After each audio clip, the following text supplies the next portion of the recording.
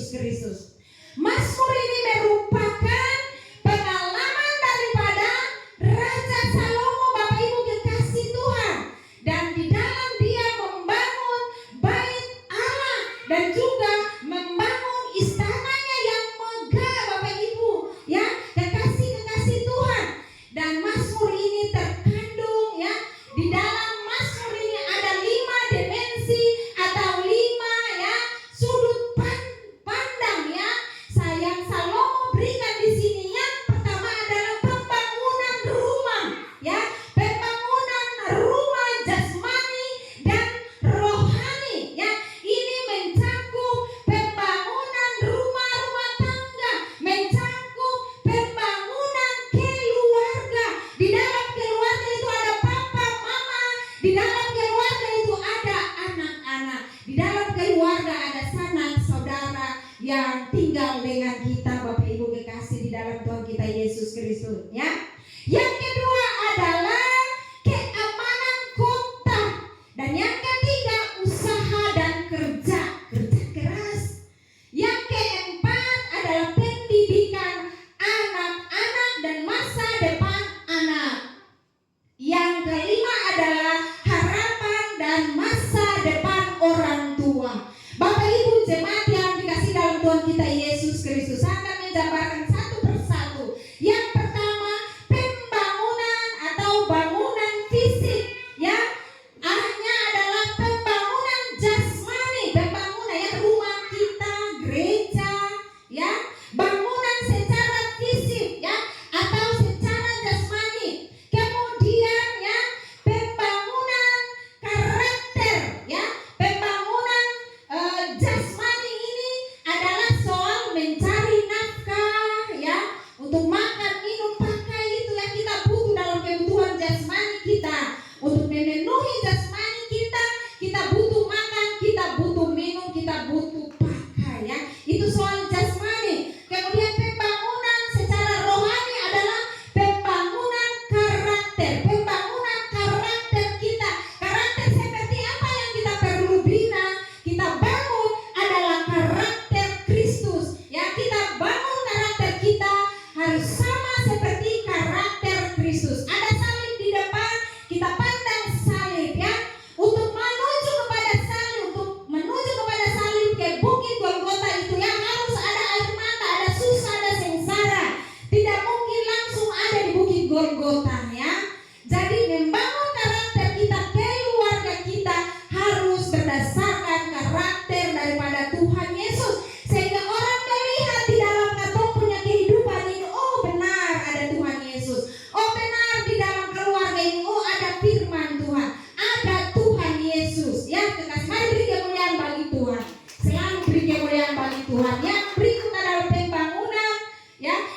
Yang berikut adalah pembangunan rohani yang tadi saya sudah sampaikan, ya, bahwa segala sesuatu, baik pembangunan secara jasmani, pembangunan secara rohani, semuanya itu kita harus mengandalkan Tuhan Yesus ada di dalam dasar bangunan kita.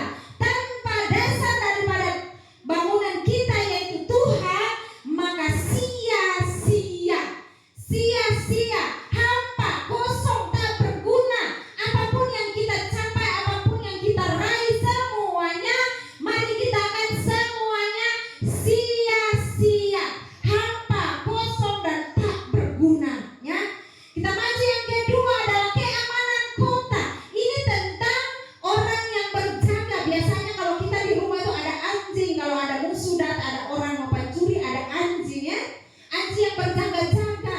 Kemudian di kantor-kantor ada satpam, rumah-rumah pejabat itu ada yang mengawal. Di rumah, di tempat istana-istana itu ada pengawal, Bapak Ibu kekasih Tuhan, untuk menjaga keamanan.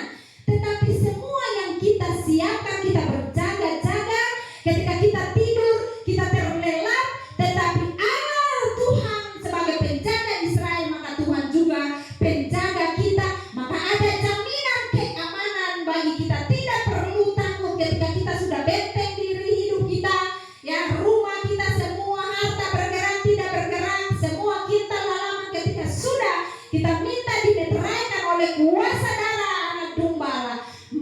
kita tidur dan kita menjadi nyenyak, kita sono Bapak Ibu kasih Tuhan.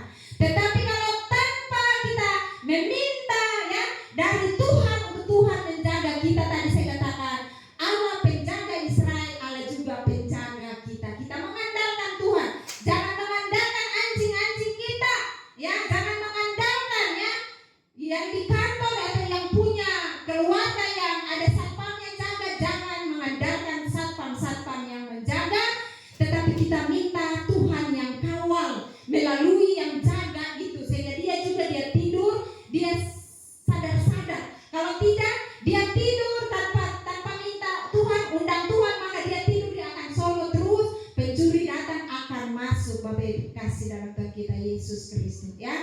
Dan yang ketiga adalah usaha dan kerja keras di dalam mencari nafkah bagi kebutuhan jasmani ya. Di dalam mencari bekerja dari pagi, yang menjadi nelayan, yang menjadi pekerja kantor, semua bekerja mencari nafkah untuk kebutuhan jasmani ya. Semuanya kita andalkan Tuhan. Di dalam pekerjaan kita ya, di dalam pekerjaan kita atau di dalam pelayanan, di dalam pekerjaan Tuhan sekalipun, tetapi ketika kita jalani semua itu dengan mengandalkan kekuatan kita, semua yang kita lakukan itu diiringi dengan nafsu daging kita, maka semuanya juga akan sia-sia. Kita harus yang mengandalkan Tuhan pemberi berkat, Allah El Shaddai, Allah yang menyediakan segalanya bagi kita. Ketika Tuhan yang kita cari sebagai sumber rezeki, tuh sumber berkat, maka untuk masalah berkat itu kita tidak usah takut. Jangan kita cari hanya berkatnya, jangan kita cari hanya mujizatnya Bapak Ibu, tetapi kita cari sumber berkat. Kita harus terhubung dengan sumber berkat, kita harus terhubung dengan sumber mujizat itu, yaitu Tuhan Yesus ya, Jehovah Rafa, Allah penyembuh. Bapak Ibu kasih Tuhan. Jika tidak, maka semuanya itu akan menjadi sia-sia Bapak Ibu kasih Tuhan ya. Dan Tuhan ya di dalam ayat 2 ya, di dalam ayat 2 bagian terakhir itu dikatakan bahwa Tuhan memberikan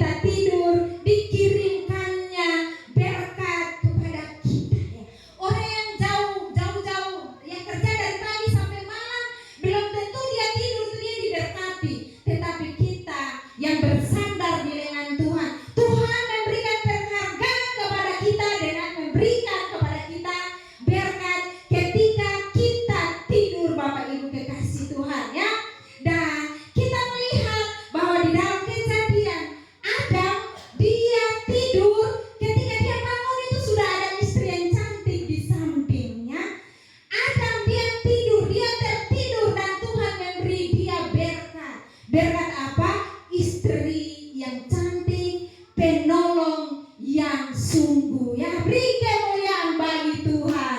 Tuhan Yesus baik. Dan tadi saya nyatakan bahwa orang yang tenang adalah orang yang menyandarkan hidupnya kepada Tuhan. Mari kita bersandar kepada Tuhan tiap saat, tiap hari. Apapun pergumulan, jatuh bangun itu sudah pasti, tetapi bangkit itu adalah pilihan. Maka mari tong bersandar pada Tuhan. Jatuh cepat-cepat bangun, jangan jatuh lalu keenakan lalu jatuh terus. Bapak Ibu kekasih Tuhan, jatuh, kita boleh jatuh, tetapi ya kita harus bangkit.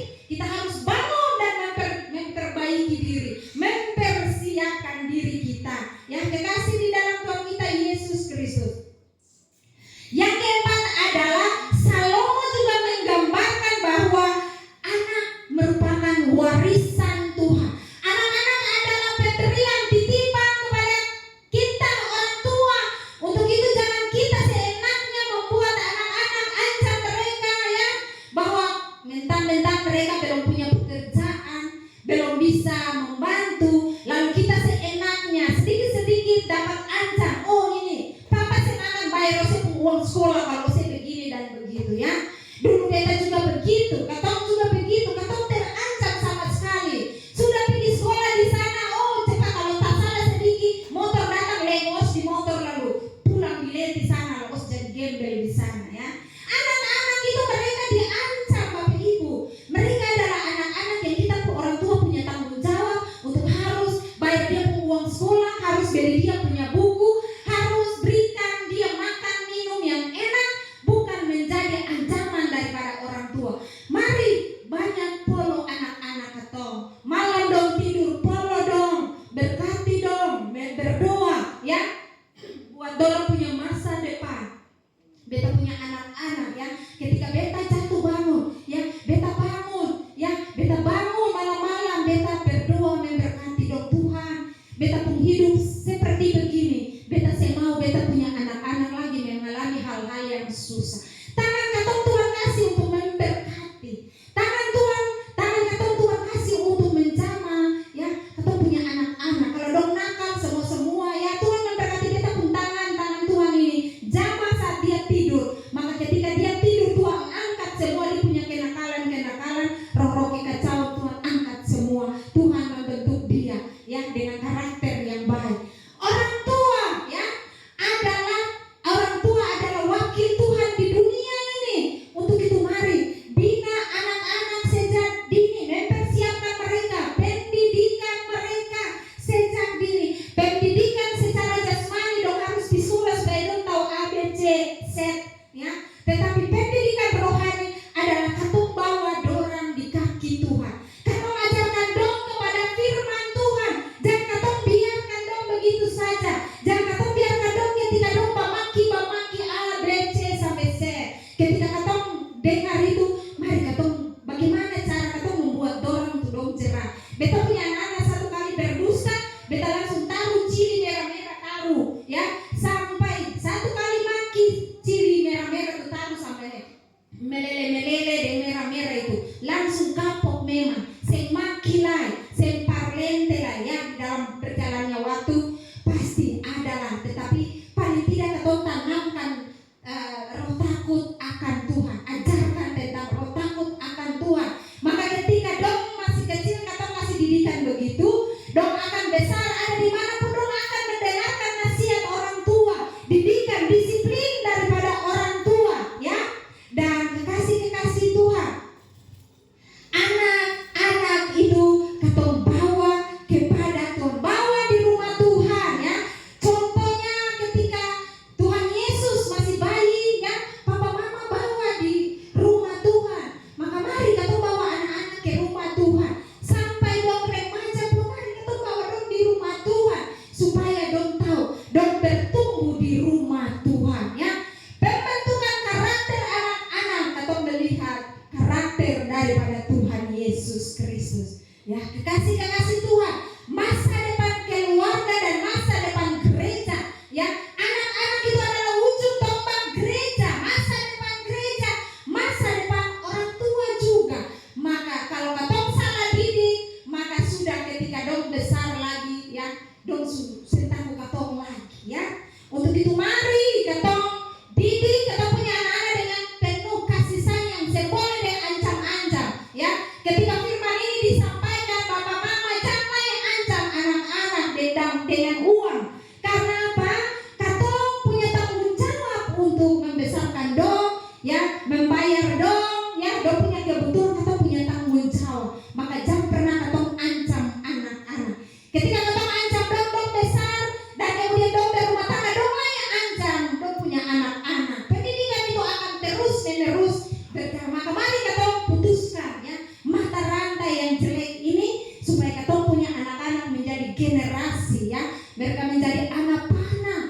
siap dididik tepat dengan sasarannya. Kekasih Tuhan, dong seperti tak anak panah di tangan pahlawan ketika dorang yang dibina, dibimbing dengan baik, ya maka dorang akan menjadi anak panah yang baik, ya tepat sasaran. Maka ya katong orang tua adalah pahlawannya. Katong melepaskan dorang, ya katong sentakulai ketika dorang tamat SMP, SMA, kuliah, katong perlu takulai. Sebab Tuhan kasih katong puntangan untuk katong angka ini demi nama Tuhan Yesus, ya memberkati dorang. Maka sekalipun maut ada di depan, tabrakan sudah di depan, tetapi tangan orang tua yang sudah terangkat Tuhan perhitungkan. Anak-anak akan berjalan dalam ketenangan dan kedamaian. Yang kelima adalah orang tua yang baik adalah pahlawan yang diberkati oleh Tuhan, berhasil mendidik anak-anak. Maka orang tua sebagai tabung panah dan anak-anak itu sebagai anak panah. Tabung panah yang baik, dia akan menghasilkan anak-anak panah yang baik, dibidik yang tepat sasarannya. Maka anak-anak menjadi masa depan daripada orang tua, Bapak Ibu kekasih Tuhan. Dan demikian anak-anak yang sudah dididik dengan baik, mereka akan menjaga nama baik Tuhan, mereka akan menjaga nama baik daripada orang tua. Ketika mereka dewasa, remaja, mereka tidak mempermalukan ya nama Tuhan, mereka tidak mempermalukan nama orang tua, tetapi mereka tetap mempertahankan orang tua, ya. Orang tua saya adalah orang tua yang sungguh ya mengasihi saya, maka didikan itu akan dibawa terus, Bapak Ibu kekasih Tuhan, ya. Maka anak-anak itu ya, mereka akan menjadi anak-anak yang mengharumkan bangsa, mengharumkan gereja, mengharumkan nama baik orang tua, kekasih Tuhan, ya. Dan saya mau bilang bahwa keluarga yang dibangun bersama di dalam Tuhan, berjalan bersama dengan Tuhan, akan ada jaminan kebahagiaannya. Kita punya kekurangan, tetapi ada jaminan pada saat yang tepat pertolongan Tuhan. Uang pasti ada, semua itu bersumber kepada uang, tetapi ketika kita kurang sampai kurang pun Tuhan membuat katong sampai meminta-minta, tetapi pada saat yang tepat ada pertolongan Tuhan, ya. Ada jaminan keamanan, ada berkat yang tak terhingga, ya. Ketika Adam bangun, ada berkat di sampingnya. Kita juga ketika kita dicintai oleh Tuhan, maka ketika kita tidur kita diberkati, ketika kita bangun ada berkat-berkat tak terduga. Selalu tiap saat pasti Bapak Ibu kita semua merasakan itu. Berkat-berkat tak terduga itu, wow, terpesona. Kita terpesona. Adam bangun, dia terpesona dengan istri yang cantik. Maka kita ketika kita tidur dicintai oleh Tuhan, kita bangun, ya, kita terpesona dengan berkat-berkat yang sudah ya Tuhan sediakan. Bukan berarti bangun langsung ada uang di depan, tetapi melalui pekerjaan, melalui komunikasi, semuanya itu ada berkat Tuhan, ya. Kekasih Tuhan, pengalaman Salomo, ya. Salomo mencapai puncak kesuksesan di dalamnya kerajaannya, membangun kerajaannya, membangun istananya, membangun bait Allah, membangun istananya, semuanya megah ketika dia mengandalkan Tuhan. Ketika pelayanan yang pertama Tuhan tanya dia mau apa, dia hanya minta hikmah karena dia masih rendah hati. Orang kalau belum ada apa-apa itu dia pun rendah hati, tunduk. Tapi kalau supung apa-apa, sudah bersandar di apa-apanya itu, maka mulai aku yang muncul, Bapak Ibu kekasih Tuhan, ya. Bonusnya Tuhan kasih apa? Kekayaan dan kehormatan. Dia kaya sekali, Bapak Ibu kekasih Tuhan, ya. Namun ketika dia sampai di puncak, semakin dia sukses, hatinya mulai bercabang, hatinya mulai menyimpang. Untuk itu mari, masalah hati itu sangat hati-hati sekali. Tong hati-hati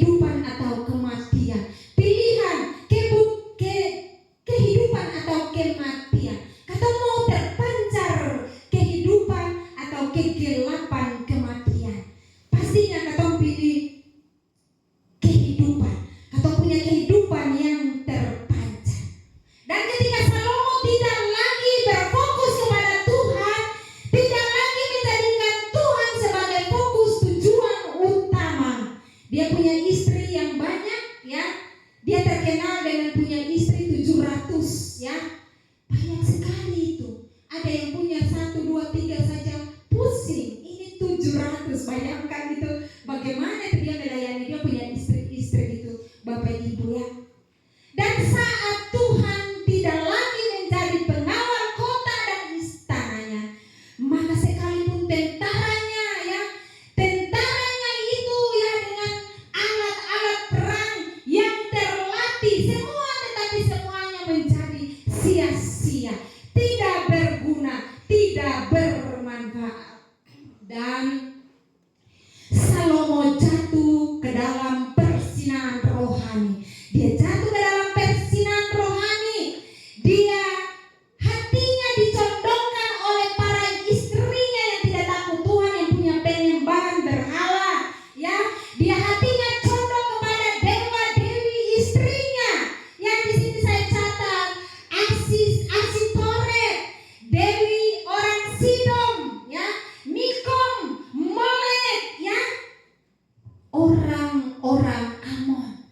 Dia terperosok, hatinya dicondongkan kepada Allah-Allah lain.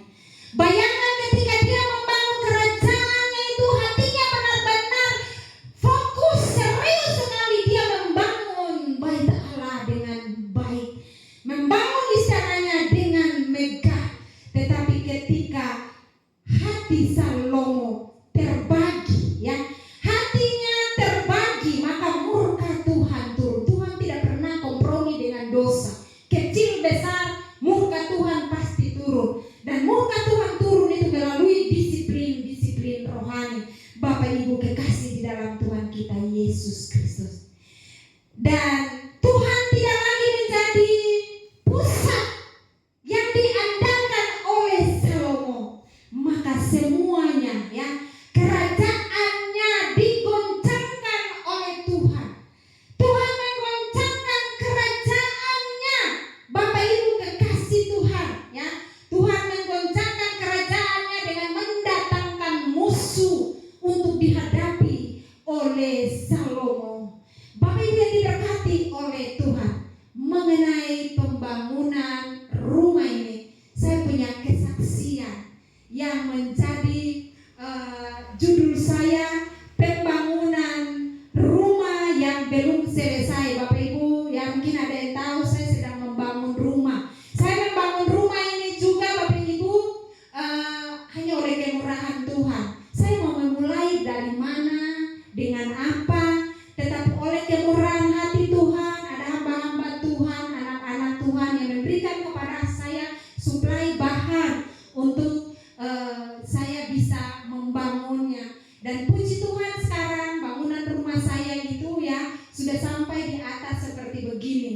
Atap belum, kemudian ada kosen-kosen pintu yang belum, dapur belum, kemudian jendela juga yang ada kosen-kosen, tapi semua masih terbuka. Bapak Ibu kekasih Tuhan kita Yesus Kristus. Dan ketika saya datang sore-sore di rumah itu, saya melihat rumah saya ini belum selesai. Saya telepon sama suami, saya bilang, ayah, tolong kerja, ingat-ingat kami juga. Tolong ingat, kita punya rumah masih telanjang, kita punya rumah masih terbuka. Dan Tuhan membawa saya, membawa angan saya, membawa hati saya kepada rumah, pembangunan rumah rohani yang belum selesai. Bapak Ibu, itu bagaimana? Bertahun-tahun kita ada di dalam rumah tangga. Di dalam rumah itu lengkap dengan papa, mama, ya, anak-anak semua ada di dalam rumah. Tetapi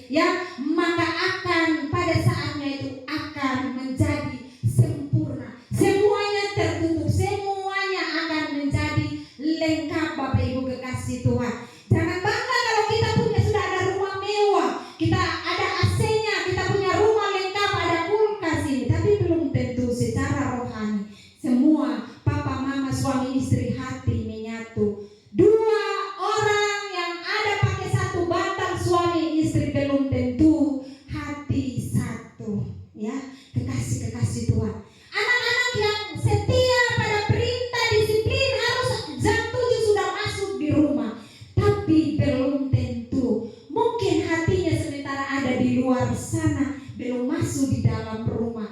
Jendela yang masih terbuka, pikirannya sudah melompat jendela, sudah ada di luar sana, sudah ada di tempat-tempat sana. Bapak Ibu kekasih di dalam Tuhan kita Yesus Kristus ya. Mungkin ayah, suami yang sebagai atap yang belum ada ya, atap yang belum tertutup. Suami melambangkan atap yang menutupi, yang melindungi, mengayomi badan daripada rumah menjadi ya, itu melambangkan pelukan seorang ayah, suami yang ada polo istri, polo anak-anak, ada di ruang makan kurang-kurang, tapi semua bersatu ada di dalamnya. Fisik sungguh-sungguh ada berkumpul nih, suami istri tidur nih satu bantal ya, tetapi belum tentu istri punya pikiran ada melanglang buana ada di luar rumah. Suami juga demikian. Bapak Ibu kekasih Tuhan, sesungguhnya pembangunan rumah tangga kita belum selesai, sekalipun ketong ada di dalam rumah yang baik, rumah yang bagus ya. Dan kita melihat bahwa istri ya, istri yang dia sebagai dapur kasih, dia ada di dapur, masa enak, kurang-kurang ada. Tetapi apa? Dapur tidak menjadi hangat lagi, tidak menjadi tempat yang enak lagi untuk dia masak. Sengaja bawang, sengaja beras, sengaja ini, karena suami tidak memperhatikan dompet daripada istri. Istri mau memasak, bagaimana? Ada beras kasih. Bagaimana dia memanage 1 bulan untuk makan beras berapa kilo. Tapi para suami-suami saya memperhatikan itu. Bagi suami-suami harus perhatikan dari dapur, ruang tamu.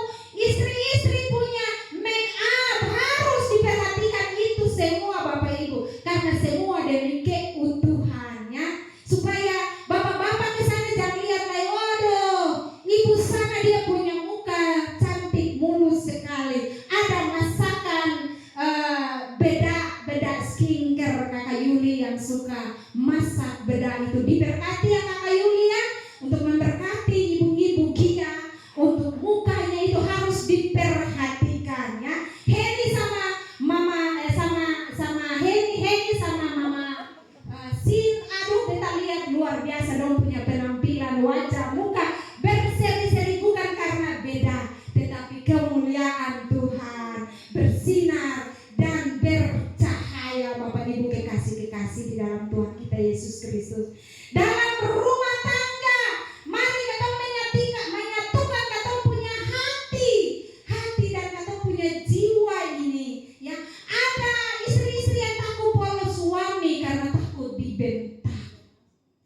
dibentak karena apa? Karena pikiran suami lagi ada di mama-mama yang lain. Demikian juga ya, suami mungkin ya musim dingin mau koreng ibu istri, tapi istri tolak, istri turun tidur di bawah. Bapak Ibu kekasih Tuhan, mari katong panggil katong punya jiwa, katong panggil katong punya hati untuk kembali ya, kembali ke dalam rumah ini. Bapak Ibu kekasih di dalam Tuhan kita Yesus Kristus. Di dalam rumah tangga kita jadikan Yesus sebagai dasar, maka berjalan bersama Yesus di dalam pembangunan rumah tangga rohani kita akan baik-baik, sekalipun sakit tetapi nikmat. Bapak Ibu, di dalam rumah tangga butuh cekcok supaya cocok. Cekcok terus. Kira-kira ini apa yang menjadi sumber cekcok? Koreksi ya, lalu dicocok. Semakin cekcok semakin cocok, dan kemudian semakin terbentur terus, akhirnya menjadi terbentuk. Yang penting ketika terbentur, ketika cekcok, kita lihat kelemahan suami di mana. Beta harus jangan bikin dia darah naik terus. Istri juga begitu. Haleluya, ada yang ketawa ya.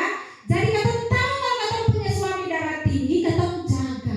Jangan bikin dia ketawa. Jangan kita pandai itu membuat orang di luar sana untuk banyak ketawa. Ada bapak-bapak yang di luar sana manis, dia tak tahu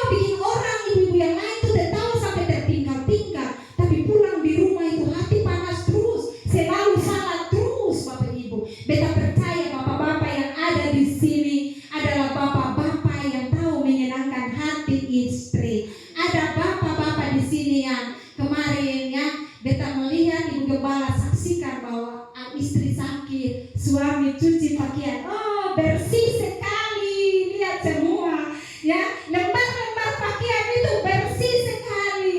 Ibu bilang begini, bapak-bapak dong, Mbak cuci juga bersih ya. Mari beri kemuliaan untuk bapak-bapak dia yang selalu diberkati oleh Tuhan.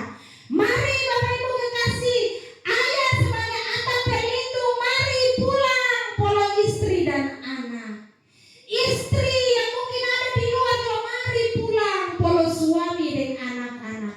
Anak-anak yang masih di luar, punya pikiran masih di luar, mari pulang. Papa ini yang terbaik. Jangan sampai anak-anak di luar sana dia lebih puji, dia punya teman mama, dia lebih puji. Ada satu kisah, ada anak perempuan ini, dia mama marah-marah dia jengkel, dia tadi pakaian, dia keluar dari rumah Bapak Ibu. Dia keluar lalu dia pergi di satu emperan rumah makan, di situ terus dia duduk kasihan-kasihan di situ ya. Yang punya restoran panggil dia lalu makan, minum nasi satu piring, gelas es jus. Sementara makan dia puji ini yang punya warung, mama paling baik sekali, mama terlalu baik sekali bisa kasih kita makan nih. Lalu ibu yang punya rumah itu, yang punya warung bilang par dia begini, Nona, beta baru kasih nasi satu piring, air satu gelas, es jus. Lalu Nona bilang beta baik. Lalu bagaimana dengan Nona punya